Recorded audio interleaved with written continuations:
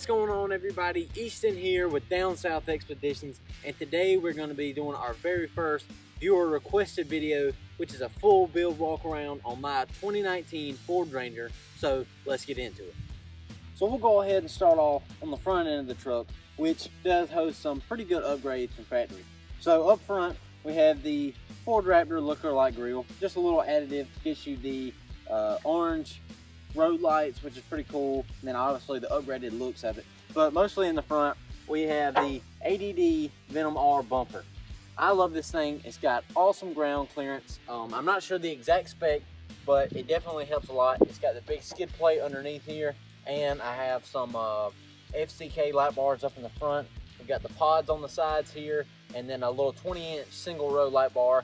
Not a ton of light up front, but when you're when you're taking corners and stuff like that, it definitely helps a bunch with just seeing out right on the edge of it. And we'll probably be doing some more lighting upgrades here in the future. But as far as the front, stock headlights so far, and that's about it. Alrighty, so please excuse the wind noise. I do have a Motive MV88 microphone that plugs into the iPhone coming soon, so hopefully we'll be able to upgrade the audio of these videos here in the future. But for right now, I'll do my best to edit it out in post, but stay with me. So moving up mostly to all the action, we have these 33 1250 Yokohama G003s. I absolutely love these tires. They've been wearing really nice. I've got almost 15,000 miles on them, and as you can tell, still plenty of tread left, obviously enough to get us through the mud and nastiness, climb over rocks and stuff. If you check out our DuPont and Mount Pisgah videos that I posted just recently, I'll make sure to link these right up here. Now, some people, I had gotten a comment about why I went up in a wheel size. Now, when I initially got the truck and I was looking at different wheel options and stuff like that, I wasn't really thinking about doing a lot of off-roading and stuff like that, but mostly just for looks and to give the truck a little more capability if I was planning on going off-road, but that wasn't my main concern when I bought these wheels and tires. Now, obviously, the tires have been absolutely awesome, but I did go up from the 17-inch stock wheel size to the 18-inch, which is these Fuel Rebels right here. I love these wheels. They have an awesome look to them. You know, it's kind of like the look-alike beadlocks, which I don't mind. I'm not really doing nothing crazy, no super low PSI, but these wheels definitely look nice. And one of the main reasons I went up to the 18-inch wheel size is because as a detailer in general, if you guys know about how hard it is to clean barrels of wheels when they just barely clear the brake caliper, that gets old really quick. It's really hard to get around them. You have to, if you really want to do it right, you have to move the truck back and forth to get around those, so that way you can fit your brushes in there.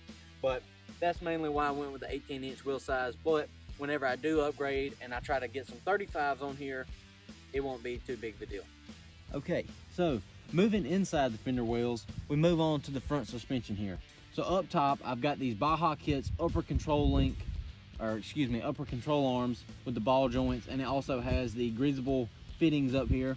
And then for the spring, I have the Eibach Pro Truck Kit, which is a complete coilover assembly that replaces the stock coilovers on the Ranger, which aren't very good, and these things are absolutely awesome.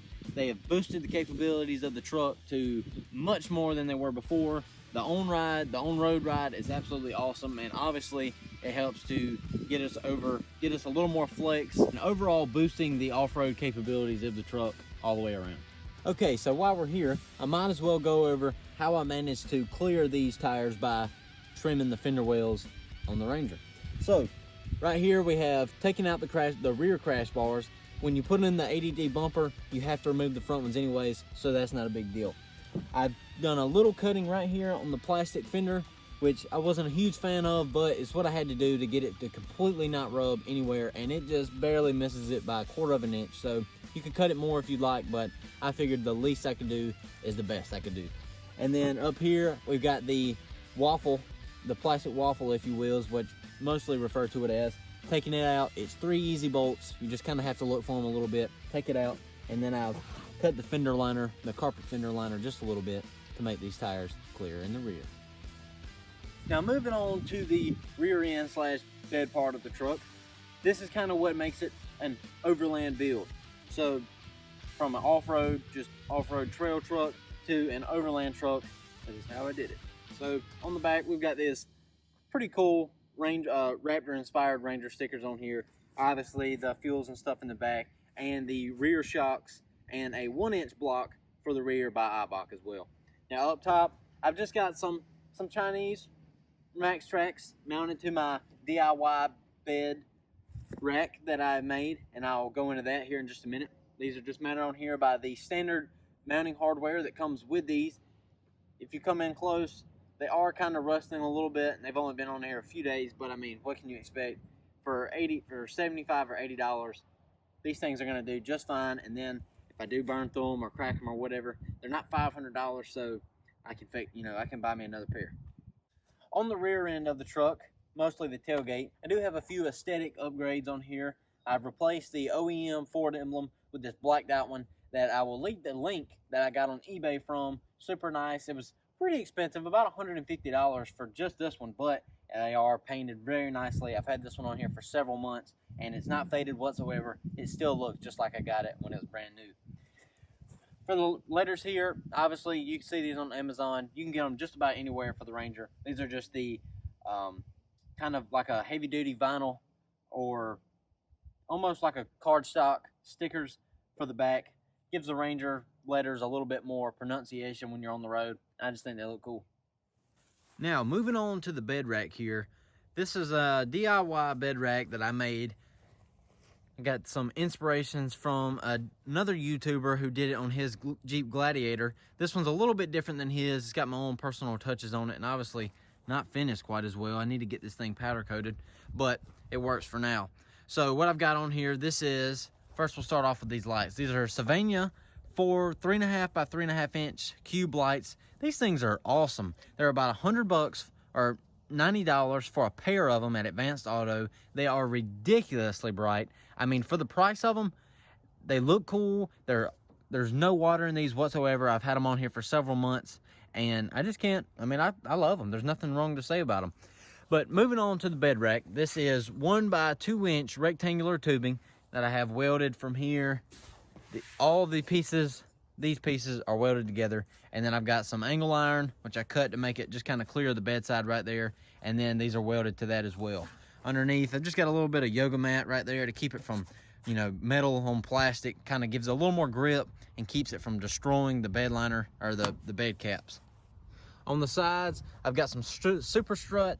I tapped some holes in the 1 by 2 rectangular tubing and just put them in there. It gives it a little bit of mounting capabilities for what have you, whether it be axes, Max Tracks, obviously, shovels, lights, you name it, you can do it on super strut. Now for the third brake light here, I just did a pretty easy job on it. It was just a $15 spray tint from Advanced Auto. I like the stuff. You can remove it fairly easily with a little paint thinner or acetone or anything like that. So this is not a permanent mod. You know, if you were gonna sell the truck, or you know, you just got tired of it, or it started to look bad after a few years, you could take that off. But I mean, it gives it a little blacked out look because obviously the back glass is pretty dark. I just think it looks cool. Now for the bed of the truck, you can tell that it is bed linered. This did not come with the truck. I did have to fork out the $400 something odd to get this thing bed linered, but after only having the truck a few weeks, the bed was getting terrorized by scratches and dents and whatnot, going all the way through the primer, the paint, to the metal. And I was like, I got to get that fixed, because I knew eventually something was going to bust a hole in it or just scratch it up too bad to where it just looked terrible. So I went ahead and got it bed linered. My super dirty engine bay, which I need to take care of, and not to mention, you guys have probably noticed, most of the truck is dirty. I've already cleaned it from our last trip, the Pisgah National Forest, and it looks like it's going to need a second clean. This thing is already gotten pretty dirty again. We got some really nice bird droppings on here. Gotta love that. But main reason I popped the hood, this is my Trigger 4 system right here. I've just kind of got it velcroed on there. This thing is great. It's got this is the Trigger 4. They also make the Trigger 6, which in the name, it's got 6. You can put 6 lighting applications you can put on there. But this thing is awesome. You hook it up to the positive and negative. You run all your lights to these little clamps right here, and then you put them in your lights. Now, the best part about this is there's absolutely nothing you have to run to the firewall of your vehicle. The controller for this is Bluetooth, and you can also hook it up to your phone. And this is not like one of those cheap Amazon light kits, or you can, you know, wheel well light kits. that after about a month, the Bluetooth stops working or the controller just doesn't work anymore. This thing is 100%. You got to change the batteries out on the controller, which I'll show you here in just a minute, about once every 4 or 5 months. But I mean, for about $1.50 or so, you can get the batteries for it, so it's not too bad. And the ease of using it makes it completely worth it. Okay, everybody, I appreciate you watching this video of my 2019 Ford Ranger walk around for my Overland build. Obviously, there's going to be many changes and upgrades here in the future, so keep tuning in for that, guys. If you wouldn't mind, please subscribe to the channel. It means a ton. I love sharing this kind of stuff with people, and there's going to be many adventures to happen here in 2021. So appreciate it, guys. Thanks for watching. Make sure you check out my Pisgah National Forest videos and my DuPont video right here.